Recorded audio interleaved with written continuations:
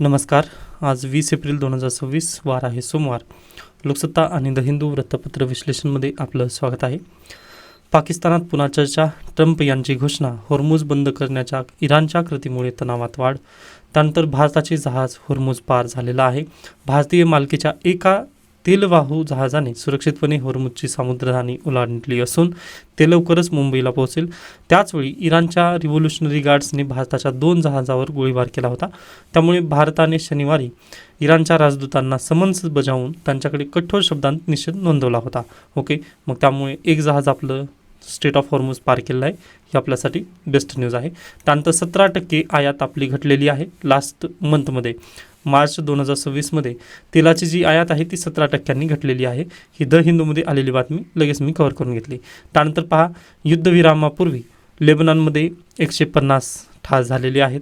त्यानंतर पाकिस्तानमध्ये परत एकदा यांची चर्चा होणार आहे व नेतृत्व परत एकदा JD व्हान्स हेच करणार आहेत त्यांचं. त्यानंतर पुढे खरीप हंगामावर अल निनोची सावट. नियोजनासाठी आज पुण्यात राज्यस्तरीय कार्यशाळा. अल निनो आणि ला निना या दोघांमधील फरक काय आहे याची जी नोट आहे ती आपल्या मॅगझिनमध्ये पण ऑलरेडी इन्क्लूड आहे. व त्या दिवशी मी सांगितलं होतं तुम्हाला लो प्रेशर आणि हाय प्रेशर. त्यामुळे अगदी व पहा, आज खूप फास्ट मला घ्यायचं आहे कारण खूप एकतर लेट आहे व लाईट नाही. या 2 कारणानिमित्त मला वृत्तपत्र विश्लेषण लवकरात लवकर कंप्लीट करायचं आहे व उर्वरित जे एक्सप्लेनेशन असेल ते उद्याच्या लेक्चर्समध्ये मी नक्की घेणार आहे. निश्चिंत राहा. त्यानंतर पुढची बातमी, आरक्षण उपवर्गीकरणावर हरकती नोंदवा. हरकती नोंदवण्यासाठी आता 30 एप्रिल रोजीची मुदतवाढ देण्यात आलेली आहे. व खरं पाहिलं तर आता हरकती कोणत्या बाबतीत नोंदवायचा हाच प्रश्नचिन्ह आहे. कारण समस्या अशी आहे पहा की जी बादल समिती नेमण्यात आली होती त्यांचे जे रिकमेंडेशन्स आहेत तेच आपल्याला माहिती नाही आहेत. मग आपण डायरेक्टली म्हणू शकणार नाही ना तिथे. त्यानंतर पहा, मातंग समाजाला उपवर्गीकरणाचा फटका बसणार आहे. का फटका बसणार आहे? कारण 2011ची जी आकडेवारी तुम्ही पाहिलात जनगणनेची, तर त्यामध्ये त्यांची प्रेझेंटेशन खूप कमी आहे व 2011च्याच आकडेवारीनुसार जर तुम्ही हे करत असाल तर चुकीचं आहे. 2026ची सध्याला जनगणना होतच आहे ना. मग फक्त 1 वर्ष थांबायचं आहे पहा नवीन आकडेवारी येण्यासाठी. मग सरकार जर थांबलं तर ते बेटर असेल. अन्यथा पूर्वीची 2011च्या आकडेवारीनुसार जर संशोधन तुम्ही जर केलात तर तुम्हाला लक्षात येतील की यावरती नक्कीच फटका या समाजाला बसणार आहे. त्यामुळे पाहूयात. आत्ताच हा निर्णय पहा फायनल झालेला नाही, न्यूज इन प्रोसेस आहे. त्यामुळे पहा, आज आपण यामध्ये डीपली जाऊन स्टडी केलं व उद्या जर हा निर्णयच बदलला तर आपल्यासाठी ते टाईम वेस्ट असेल. त्यामुळे थोडंसं थांबायचं आहे, पुढे जाणारच आहोत आपण. त्यानंतर बाल हक्क आयोग. राज्य बाल हक्क आयोग बॅकवर्ड लिंकेजेस आहे. मी याची जी नोट आहे ती आपल्या मॅगझिनमध्ये इन्क्लूड करून परत एकदा उद्याच्या लेक्चरमध्ये ही पब्लिश करेन. सॉरी, मी विसरलो ती नोट. त्यानंतर पुढे चला. त्यानंतर पुढची बातमी, व्यापार करार चर्चा. आजपासून भारताचे शिष्टमंडळ अमेरिकेच्या दौऱ्यावर. पहा, डोनाल्ड ट्रम्प यांनी प्रथम भारतीय मालावर 25% आयात शुल्काची घोषणा केली होती. त्याच्यानंतर त्यांनी म्हटले की रशियाकडून जर तुम्ही तेल खरेदी जर केलात तर तुमच्यावरती 25% अन्य टॅरिफ लावेल. म्हणजे 50% टॅरिफ त्यांनी लावली. मग 1-2 महिने आपण 50% टॅरिफची झळ सोसली. पहा, त्याच्यानंतर फेब्रुवारीमध्ये अचानकच आपण काय केलं पहा, त्यांच्यासोबत करार केला की नाही बाबा, आम्ही रशियाकडून ऑइल खरेदी करणार नाही व आम्ही फक्त आता जे अन्य कंट्रीज आहेत सौदी अरेबिया, कतार वगैरे यांच्याकडून ऑइल खरेदी करू. त्यासोबतच व्हेनेझुएलावर कब्जा अमेरिकेने केला. त्याच्यानंतर आम्ही व्हेनेझुएलाकडून पण ऑइल खरेदी करू असं भारत देशाने आश्वासन दिलं. त्याच्यानंतर डोनाल्ड ट्रम्प यांनी 50%वरून टॅरिफ किती 10%वरती घेऊन गेले. फेब्रुवारी महिन्यामध्ये ही डील साईन झाली होती की लगेच पहा 20 फेब्रुवारीला अमेरिकन सर्वोच्च न्यायालयाने निकाल दिला की तुम्ही असं मनमानी पद्धतीने कोण्याही देशावरती टॅरिफ लावू शकत नाही. मग तो निर्णय आल्यानंतर पहा मार्च महिन्यामध्ये भारत सरकारने पण म्हटलं की नाही, ही जी TT झालेली होती ना लास्ट वेळेस, जी की 10% जी टॅरिफ लावली ते आम्हाला मान्य नाही आहे. कारण तुमच्याच सर्वोच्च न्यायालयाने तुम्हाला खडसावलेलं आहे की तुम्ही हे अशा मनमानी पद्धतीने टॅरिफ लावू शकत नाही. मग याला डोनाल्ड ट्रम्प आणि आपलं जे शिष्टमंडळ आहे आता याच्यामध्ये परत एकदा चर्चा होणार आहे व आता नव्याने टॅरिफ तिथं लावलं जाईल याबद्दल आपलं आश्वासन इथं आहे. मग पाहूयात की भारत देशाचा प्रस्ताव डोनाल्ड ट्रम्प हे स्वीकारतात का, त्याच्यानंतर किती टॅरिफ तिथं लावलं जाईल व त्याचा परिणाम आपल्या भारत देशावर कसा होईल. यासोबतच पहा, यांनी $500 अब्ज ऊर्जा खरेदी करण्यासाठी पण तिथं एक प्रस्ताव ठेवलेला आहे. डोनाल्ड ट्रम्प यांनी जे फेब्रुवारी महिन्यामध्ये सांगितलं होतं आपला की तुम्हाला $500 अब्ज तुम्हाला ट्रीटी साईन करायचं आहे किंवा एक ट्रेड डील साईन करायची आहे. हे जे सांगितलेलं होतं ना ते परत एकदा या आश्वासनामध्ये देण्यात आलेलंच आहे. म्हणजे हे काही बदललं आहे का, तर बिलकुल नाही. मग आता कोणत्या वस्तू आपण पहा, एकीकडे आपण आत्मनिर्भर भारत म्हणत आहोत पण आपण 500 अब्ज डॉलरची डील साईन करून येणार आहोत, जेणेकरून पहा आपला जो व्यापार आहे तो 500 अब्ज डॉलर तिथे अमेरिकेसोबत वाढेल. यामुळे अगदीच भारत देशावरती खूप परिणाम याचा नक्की होणार आहे. मग पाहूयात की काय होईल यामध्ये. आता शिष्टमंडळ तर गेलेलं आहे, न्यूज इन प्रोसेस आहे, त्यामुळे थोडंसं थांबा. एकदा बातमी जर स्पष्ट पद्धतीने आली त्यावेळेस आपण या बातमीला परत एकदा न्यूजमध्ये घेणारच आहोत. निश्चिंत राहा. त्याच्यानंतर पुढे हे आपल्यासाठी गरजेचं नाही. नेक्स्ट आहे भ्रूण हत्येची भलामण. आता हे सर्व स्किप करा. पहा म्हणजे ते चाललेलं आहेत. आजचं द हिंदू म्हणजे आजचं लोकसत्ता, त्याच्यानंतर आजचं द हिंदू, त्याच्यानंतर परवा दिवशीचं पण द हिंदू. यामध्ये एकच बातमी आहे महिलांबद्दलचं, म्हणजे जे बिल मांडण्यात आलं होतं नारी शक्ती वंदन विधेयक, त्याबद्दलच इथं चर्चा करण्यात आली व हे का गरजेचं किंवा का चुकीचं हे सर्व इथं डिस्कशन आहे. पण मी तुम्हाला म्हटलं ना, आपल्या मॅगझिनमध्ये हे सर्व पॉईंट्स मी ऑलरेडी दिलेले आहेत. ओके, त्यालाच अनुसरून परीक्षेला प्रश्न वगैरे विचारले जातील. त्याच्यानंतर जे GS2चा पेपर होता, आता अगदीच माझं GS2 फेवरेट आहे, कारण पहा माझ्याकडे पॉलिसी, त्यानंतर जे पॉलिटीमधून जास्त शिकवतो, त्यानंतर GS3 पण आहे, तो लवकरच घेऊयात आपण पेपर प्राप्त झाल्यानंतर. म्हणजे काल झालेला आपला कोणता आहे तर GS2 आहे. ओके, मग GS2चं विश्लेषण आता करणार आहोत. पहा म्हणजे थोडक्यात आढावा घेत आहे मी, ज्यावेळेस आपण डीपली विस्तृतरित्या विश्लेषण घेत ना त्यावेळेस पाहूयात. पहा 15वं वित्त आयोग आणि 14व्या वित्त आयोग यामध्ये दोघांचं कंपॅरिझन करा असं म्हटलेलं आहे. मी टेलिग्राम चॅनलवरती पहा 15वं आणि 16व्याचं कंपॅरिझन टाकलेलं होतं. आता ही अगदीच UPSCने पण असाच प्रश्न विचारलेला होता व हे थोडंसं क्लिष्ट आहे. पहा, कारण तुम्हाला 14व्या वित्त आयोगाची आकडेवारी तिथं माहिती असणं गरजेचं आहे, म्हणजे बॅकवर गेलेले होते हे. व UPSC प्रिलिमला मला वाटलं की 15 ते 16 असं येईल, त्यामुळे मी तुम्हाला आय थिंक म्हणजे मागच्याच आठवड्यामध्ये मे बी तुम्ही पाहू शकता एक इमेज पाठवले 15व्या आणि 16व्या वित्त आयोगामध्ये काय काय चेंजेस झालेले आहेत हे मी पाठवण्याचा प्रयत्न केला आहे. मग कदाचित पहा पुढल्या वर्षी 15वा आणि 16वा वित्त आयोग असं डायरेक्टली पुढल्या वर्षी तर विचारलं जाणार नाही, किंवा मे बी पहा आपण तिथं प्रेडिक्शन जास्त करू शकत नाही. फक्त तुम्हाला ही माहिती असणं काळाची गरज आहे. ओके, 15वा आणि 16वा वित्त आयोग व वित्त आयोग सध्याला महत्त्वाचं आहे हे तुम्हाला इथून लक्षात आलेलंच आहे. व वेळोवेळी पण मी तुम्हाला पहा बजेट सेशनमध्ये वगैरे म्हणतो 280 कलम वगैरे. पहा मी प्रेडिक्ट करत नाही आहे किंवा माझेच प्रश्न आले असं मी क्लेम करत नाही, पण थोडक्यात तुम्हाला सांगण्याचा उद्देश हा आहे की विद्यार्थ्यांचं म्हणणं असेल की सर लोकसत्ता वाचणं गरजेचं आहे का किंवा खरंच होऊ शकेल का त्यामधून, तर थोडक्यात मी तुम्हाला सांगण्याचा प्रयत्न करत आहे. त्यानंतर इथं कोणता प्रश्न आहे, भारतीय संविधानाची महत्त्वाची वैशिष्ट्ये. आता हे सिलेबसचा टॉपिक आहे, कोर्स सिलेबसमधून होऊन जाईल. त्यानंतर आंतरराज्य परिषदेच्या कोणत्या समस्या आहेत त्यावरील उपाययोजना सुचवा. What are the problem inter state council. आता इंटर स्टेट काउन्सिल त्यासोबतच पहा 6वं शेड्यूल जर पाहिलात तुम्ही तसं त्याला ते चर्चेत आहेत. ओके, इंटर स्टेट काउन्सिल आणि 6वं शेड्यूलमध्ये जर तुम्ही म्हटलं तर डिस्ट्रिक्ट डेव्हलपमेंट. ओके, मग यासाठी पहा आता अगदी हा पण क्लेम करत नाही आहे, परंतु हे खोदा पहाड निकलाचे अशा पद्धतीने आहे, त्यामुळे याला पण आपण सिलेबसवरतीच राहू देऊयात. करंट अफेअर्सला कोर करंट अफेअर्सचा प्रश्न असं मी म्हणू शकत नाही या न्यूजला पण. त्याच्यानंतर संसदीय कामकाजाच्या आयोगात झालेली घसरण. मी पहा ह्या प्रश्नाला क्लेम नक्की करत आहे, कारण हा मी नक्कीच फक्त माझी वर्डिंग वेगळी असेल. कारण मी ज्यावेळेस म्हणतो ना, आता इथं काय म्हटलं आहे पहा, decline in health of parliamentary functioning म्हटलं आहे, हेल्थ म्हटलं आहे. मी तिथं काय म्हणत असतो पहा, पार्लिमेंटरी जे प्रोडक्टिव्हिटी ऑफ पार्लिमेंट हा शब्द मी उच्चारलेला आहे. म्हणजे 2022-23 म्हणजे आपण ज्यावेळेस 2022पासून मी विश्लेषण करतोय, म्हणजे 23 किंवा 24मध्ये तेव्हापासून मी हे चर्चेला घेतच आलेला आहे प्रश्न, प्रोडक्टिव्हिटी ऑफ पार्लिमेंट. व लास्ट इयरला पण मी हा प्रश्न चर्चेला घेतला होता, प्रोडक्टिव्हिटी ऑफ पार्लिमेंट. यासाठी मी आपल्याला एक डाटा पण दाखवलेला होता. त्यानंतर क्रिमिनलायझेशन ऑफ पॉलिटिक्स हे पण तुम्हाला दाखवलेलं आहे. म्हणजे अगदीच जर तुम्ही रेग्युलर असाल तर आता अगदी कोणत्या न्यूजमध्ये मी ते घेतलेलं आहे तर ती मला आठवणार नाही, परंतु मी हे नक्की डिस्कशन केलेलं आहे. त्यामुळे प्लीज तुम्ही रेग्युलर राहा. एखादी पॉईंट जरी फसला ना तर आपल्यासाठी मोर दॅन सफिशियंट आहे. मी या प्रश्नाचं नक्कीच क्रेडिट मी घेण्याचा प्रयत्न करत आहे, किंवा मी हे क्लेम केलेलं होतं, मग हा नक्कीच माझ्याकडे आहे.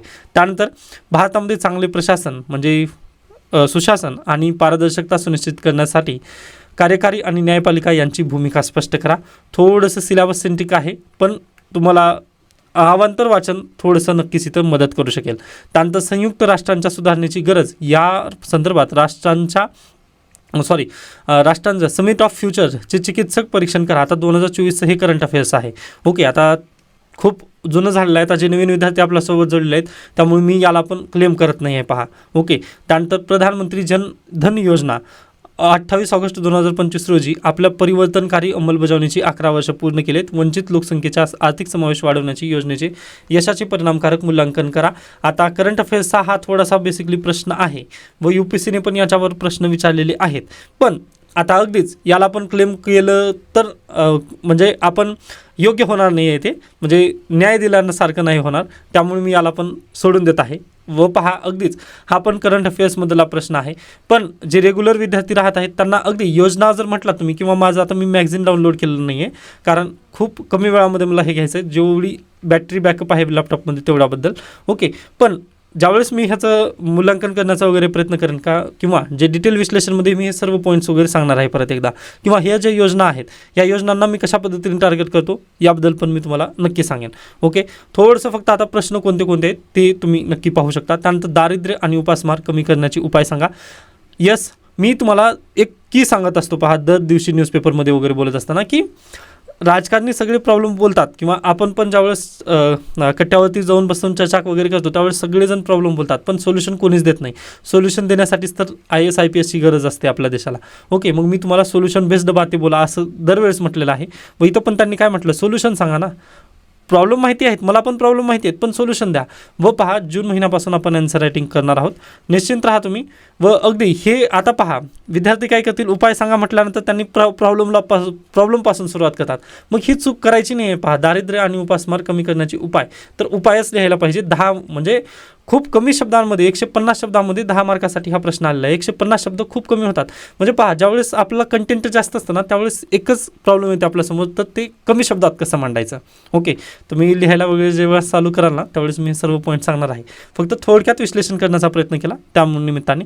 त्यानंतर भारतीय प्रशासकीय सेवेमध्ये पार्श्वमार्गाने म्हणजे लॅटरल एंट्रीबद्दलचा हा प्रश्न आहे. आता 2016 पासूनचा हा प्रश्न 2026मध्ये 10 वर्ष झाली कंप्लीट त्याबद्दल विचारला. आता या पण प्रश्नाला आपण सोडून देऊ शकतो, परंतु करंट अफेअर्समध्ये आहे, कारण आपल्या UPSCच्या म्हणजे GS2च्या सिलेबसमध्ये डायरेक्टली जे कोर सिलेबस आहे त्यामध्ये हा भाग येणार नाही, तर आपला विरुद्ध बाजूने करंट अफेअर्समधलाच हा भाग आहे. मान न मान मै तेरा मेहमान अशा पद्धतीचा हा प्रश्न होता. ओके, त्याच्यानंतर भारत आणि जपान यांच्या नेक्स्ट जनरेशन मोबिलिटी पार्टनरशिपची प्रमुख वैशिष्ट्ये कोणती, यामुळे भारतातील वाहतुकीच्या आव्हानावर मात करण्यासाठी मदत कशी होणार आहे, हा प्रश्न नक्कीच क्लिष्ट आहे. पहा नेक्स्ट आहे संविधान दुरुस्ती करण्याचा अधिकार संसदेचा व्यापक अधिकार आहे. हा बेसिक स्ट्रक्चर डॉक्ट्रिनबद्दलचा हा आर्टिकल आलेला आहे, व हा फेवरेट आहे UPSCचा. मग नक्कीच हे तुम्ही स्वतःहूनच प्रेडिक्ट केला असाल, यामध्ये माझं पण काही योगदान नाही. कोर सिलेबस जर तुमचं झालं असेल तर तुम्ही नक्की या प्रश्नाचं उत्तर लिहू शकता. त्याच्यानंतर आहे पहा कुठे विकेंद्रीकरण निर्देशांक हा सहकारी संघराज्य प्रणाली, थोडंसं इंग्लिशमध्ये वाचू द्यात. पंचायत राजबद्दलचा हा आर्टिकल आहे. व त्याच्यानंतर मी काल विद्यार्थ्यांना प्रश्न केला होता 24 एप्रिल काय आहे, तर पंचायत राज दिन. अगदी तुमचं उत्तर बरोबर आहे. ओके, त्यानंतर पंचायत राज योजनेत ग्रामपंचायतीचे स्थान व महत्त्व सांगा. इथे पण तेच इम्पॉर्टन्स तुम्हाला लिहायचं होतं, 250 शब्दामध्ये लिहायचं होतं ते. त्यानंतर लोकपालाचे अधिकार, लोकपाल याबद्दल करंट अफेअर्समध्ये चर्चेला होतं, तो पण पॉईंट तुम्ही लक्षात घ्या. आय थिंक जानेवारी लास्ट इयरला काहीतरी BMWची मागणी केली होती, तोच इश्यू होता आय थिंक. ओके, पण पहा कसं लास्ट इयरला मी कंटिन्यू नव्हतो, मी याच्यापूर्वी पण म्हटलं ना कंटिन्यू नसल्यामुळे मला क्लेम करायला प्रॉब्लेम येतात. पण पहा मी नक्की हे वाचलेल्या बातम्या वगैरे नक्कीच आहेत, त्यामुळे स्वतःसाठी तर म्हणजे थोडंसं खुश आहे, परंतु तुम्हाला सांगत असताना क्लेम स्वतः करू शकत नाही आहे, सॉरी फॉर दॅट. पण नक्की याच्या पुढे मला पेपर समजलेला आहे, व पहिला पेपर येणं काळाची गरज होती, त्यामुळेच मी थोडंसं थांबलेलं होतं. व SCला मी का सुरुवात केलं नाही, कारण GS2 माझं फेवरेट आहे. ओके, कारण अगदी सर्वात जास्त आपलं इथूनच आहे ना. पहा ना तुम्ही, म्हणजे भरपूर बातम्या GS2मध्ये येतात व GS3मध्ये येतात. पहा योजना वगैरे ज्या काही आहेत ना ते GS3मध्ये येतात, त्यामुळे थोडंसं थांबा, आपण एकदा सर्व विश्लेषण वगैरे करणारच आहोत. त्यानंतर अतिशय म्हणजे प्रेडिक्टेबल, हा मी गॅरंटीड प्रेडिक्ट करत आहे, कारण मालदीवमधील ज्या काही घडामोडी झाल्या होत्या व लास्ट इयरला आपण ज्यावेळेस म्हणजे थोड्याफार कालावधीसाठी जेव्हा मी विश्लेषण घेतलं होतं त्यावेळेस मी सांगितलं होतं मालदीवचं काय चालू आहे व तिथे कशा पद्धतीने चर्चा केली. व आय थिंक मालदीवबद्दलच राज्यसेवा पूर्व परीक्षेला पण प्रश्न आलेला होता.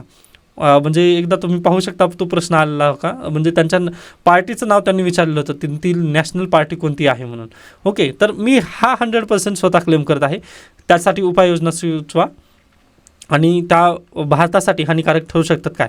ओके, कारण मी सोल्युशन बेस्ड बाती बोलतो. त्याच्यानंतर मालदीवमधील जे काही राजकीय घडामोडी आहेत त्याबद्दल मी हे सर्व सांगितलं होतं, आणि लक्षद्वीपला प्राईम मिनिस्टर गेले होते, हे सर्व तुम्हाला आय थिंक लिंक करत असाल तुम्ही पण.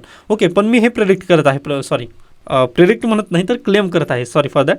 प्रेडिक्ट म्हटल्यानंतर पूर्वी होऊन गेलं, पण मी क्लेम करत आहे की मी हे शिकवलेलं होतं म्हणून. त्यानंतर भारताच्या राष्ट्रीय हिताच्या संदर्भात सार्क नेशन्स आणि बिमस्टेक या दोघांची तुलना करायची आहे. ओके, आता ही इंटरनॅशनल रिलेशनचा कोर पार्ट आहे पहा. त्याच्यानंतर बचत गटांच्या वाढ आणि विकासात सरकारी योजनांची भूमिका स्पष्ट करा.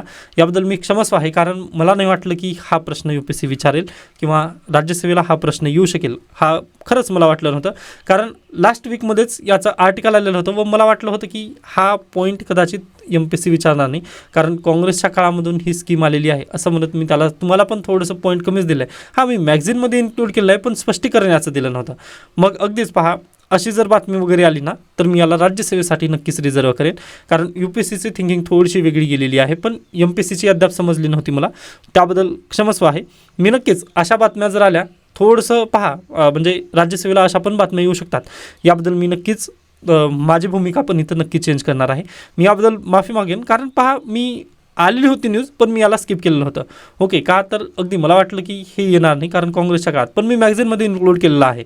ओके, असं पण नाही की मी 100% चुकीचा, पण 90% तरी नक्की चुकीचे आहे, पण 10% तर तुमचं होमवर्क नक्की असणार होतं पहा. ओके, त्याच्यानंतर समाजातील दुर्बल घटकांसाठी केंद्र व राज्य सरकारांच्या कल्याणकारी योजनांची माहिती सांगा. इथे पहा, यांनी डायरेक्टली काय केलं, योजनांची माहिती सांगा म्हटलं आहे, थोडंसं जास्त दिलेलं आहे, म्हणजे प्रश्नाचा आवाका वाढवलेला आहे व 250 शब्द आणि 15 मार्काचा प्रश्न होता. ओके, त्यामुळे नक्कीच आपला जो कंटेंट जास्त होतं, आता त्याला कन्साईज तुम्ही कसं करणार हे तुमच्यावर खूप चॅलेंजिंग होतं. मग आता केंद्र आणि राज्य सरकारांच्या कल्याणकारी योजनांमध्ये लाडकी बहीण योजना पण आली पहा, ती जरी लिहिला असतात तुम्ही तरी नक्कीच तुम्हाला मार्क तिथं येतात. ओके, त्यामुळे अगदीच योजनांची माहिती आपल्याला असणं गरजेचंच आहे. त्यानंतर मानवी संसाधनाच्या विकासात आरोग्य आणि शिक्षणाची भूमिका स्पष्ट करा. Explain the role of health and education development of human resources.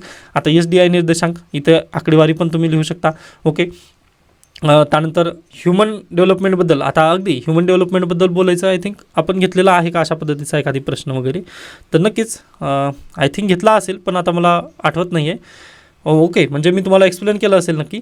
त्याच्यानंतर सन 2047पर्यंत विकसित भारताचे ध्येय गाठण्याच्या दिशेने भारत वाटचाल करत असताना गव्हर्नन्स प्रशासन भविष्य घडवण्यात आधारस्तंभ म्हणून उदयास येत आहे. आता यासाठी पहा, इकॉनॉमिक सर्वे तुम्हाला खूप हेल्प करेल. ओके, मग आता अगदी हे सर्व बातम्या आहेत किंवा काय म्हणू शकता हे जे प्रश्न आलेले आहेत हे नक्कीच मला सोर्सेस वगैरे समजले आहेत किंवा मला न्यूजपेपरमधून कोणती बातमी कशा पद्धतीने आलेली हे फक्त समजलेलं तर आहे. फक्त हे बचत गटाच्या बातमीमध्ये थोडंसं माझं प्रेडिक्शन चुकलेलं आहे, ते मी मान्य करते. परंतु पहा, आता मी किती जरी म्हटलं हे तरी परीक्षेमध्ये विद्यार्थी लिहित असताना किंवा तुम्ही पण आता घरी ज्यावेळेस उत्तर लिहिणार आहात, आता लोकसत्ताचं न्यूजपेपर माझं तुम्ही ऐकलात, मान्य आहे, पण ज्यावेळेस तुम्ही घरी जाऊन याला लिहिण्यासाठी प्रयत्न करताना त्यावेळेस जोपर्यंत तुम्ही उत्तर लिहायला बसणार नाही तोपर्यंत तुम्हाला समजणार नाही की आपली कुठे चूक वगैरे होत आहे. आता पहा, यामध्ये काही इझी पण प्रश्न होते व काही क्लिष्ट पण प्रश्न होते. ओके, करंट अफेअर्स रिलेटेड पण आहेत व एकदम कोअर सिलेबसच्या रिलेटेड पण आहेत.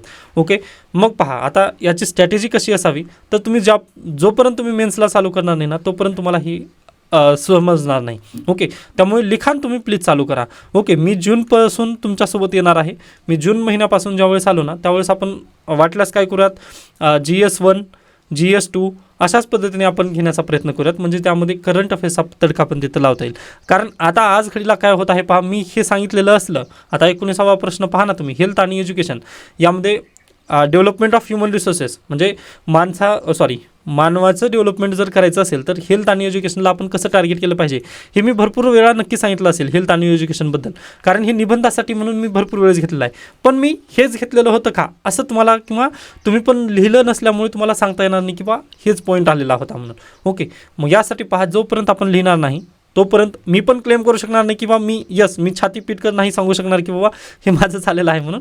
पण नक्कीच पहा, प्रिडिक्शन या बेसिसवर लोकसत्ता आणि द हिंदू तुम्हाला नक्की मदत करणार आहे, याची मी शाश्वती नक्की देत आहे. कारण 2 ते 3 प्रश्न तरी डायरेक्टली मी हे केलेले आहेत पहा, प्रेडिक्ट केलेले आहेत किंवा न्यूजपेपरमधून आलेले आहेत असं मी नक्की सांगेन. ओके, म्हणजे माझे जरी नसले तरी न्यूजपेपरमधून तर ते आलेले होते. हां, आता अगदीच मग यावरून ॲनालिसिसमधून काय समजलं, तर शक्य झालं तर तुम्ही स्वतः पण न्यूजपेपर वाचू शकता किंवा तुम्ही माझ्यावरती पण डिपेंड राहू शकता.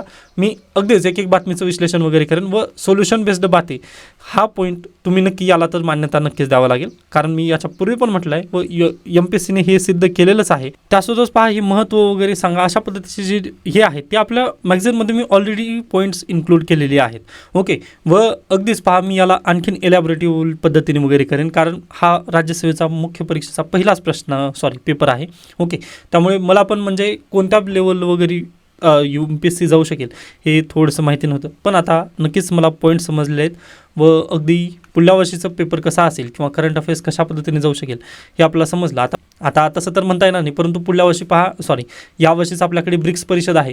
मग यावर्षी ब्रिक्सबद्दल प्रश्न येऊ शकतो ना, म्हणजे 2026च्या मेन्स परीक्षेला. व त्याचा आर्टिकल पण आलेला आहे आजच्या न्यूजपेपरमध्ये, डॉलरायझेशन. ओके, याचं हे जे एक्सप्लेनेशन आहे ते कदाचित आपण उद्याच्या लेक्चरमध्ये करूयात, कारण जेवढ्या बॅटरी बॅकअपवर मला जायचं आहे तेवढं एडिटिंग करून पण वापस करायचं आहे. या निमित्ताने आपण थांबलं आज. फक्त तुम्ही लक्षात घ्या, नॅचरल सिच्युएशनमुळे आपल्याला थांबावं लागत आहे. त्याचं पण तसंच आहे. निबंधामध्ये पण UPSCचे पूर्वीचे टॉपिक आता जसंच्या तसं आले नाहीत, परंतु अगदी थोड्याफार प्रमाणात तिथे UPSCच्या निबंधामधून तुम्हाला UPSCमध्ये नक्कीच मदत झालेली आहे. ओके, मी ते ज्यावेळेस निबंध डिस्कस करूयात त्यावेळेस मी सांगणारच आहे. पण आज आपण थांबूयात, म्हणजे दुसऱ्या बातम्या गरजेच्या नाहीत, फक्त एकच बातमी एवढी महत्त्वाची आहे. त्याच्यानंतर आणखी निकिता आलेलं होतं. CBSE शाळा, ओके, ज्या राज्याच्या शाळा आहेत त्या CBSEमध्ये बदलाव्यात का, याबद्दलचा हा आर्टिकल आहे. तर नक्कीच यस तुम्ही म्हणू शकता तिथे. कारण सांगतो मी, आज घडीला आपला नॅशनल लेवलच्या एक्झामला टार्गेट करायचं असेल, नीट आणि JEEला, तर आपल्याला अगदी राज्य मंत्रिमंडळाचं पुस्तक घेऊन चालणार नाही, तर आपल्याला CBSE बोर्डाचंच पुस्तक तिथे लागेल, म्हणजे NCERTचंच पुस्तक तिथे लागेल. ओके, मग असं असताना आपण काय करू शकतो, मॅथ आणि सायन्स हे फक्त CBSE बोर्डाचे घेऊ शकतो. बाकी सिलेबस आपला राज्य मंडळाचा तिथं राहू शकतो. व लेखकांनी हेच पॉईंट इथं मांडलेले आहेत. डन, एवढंच होतं आजच्या वृत्तपत्र विश्लेषणमधील महत्त्वाचं. उर्वरित ज्या बातम्या राहिलेल्या आहेत त्या उद्याच्या लेक्चरमध्ये मी नक्की कव्हर करण्याचा प्रयत्न करणार आहे. ओके, तरी देखील तुम्हाला याबद्दल काही सोल्युशन्स वाटत असतील किंवा काही तुमचे सजेशन असतील तर मला नक्की सांगू शकता. धन्यवाद.